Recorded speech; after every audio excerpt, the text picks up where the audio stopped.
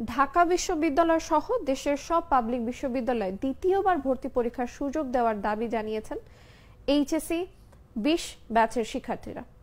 রবিবার বেলা ১১টা রাজধানীর নীলক্ষেত মোড়ে অবরোধ করে এ দাবি জানান তারা। এ সময় ওই এলাকার যান চলাচল বন্ধ হয়ে যায়।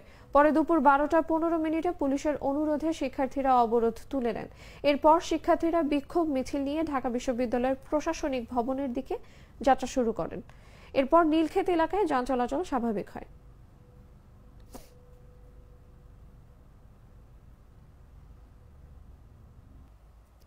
অমর ২১ বইমেলার সময়সীমা ১৭ মার্চ পর্যন্ত বাড়ানো হয়েছে বলে জানিয়েছেন সংস্কৃতি প্রতিমন্ত্রী কে এম খালিদ। রবিবার দুপুরে সচিবালয়ে নিজ দপ্তরে সাংবাদিকদের তিনি এ তথ্য জানান। প্রতিমন্ত্রী বলেন, প্রধানমন্ত্রী আজ অনুমোদন করেছেন বইমেলা ১৭ মার্চ পর্যন্ত চলবে। কোভিডের কারণে আমরা আতঙ্কে ছিলাম যে বইমেলা করতে পারবো কিনা। একটি সিদ্ধান্ত হয়েছিল যে বইমেলা স্থগিত করব কিনা, কিন্তু প্রধানমন্ত্রীর নির্দেশে শুরু হয়। পরে প্রকাশকরা প্রধানমন্ত্রীর কাছে এটির সময় বাড়ানোর জন্য আবেদন করেন।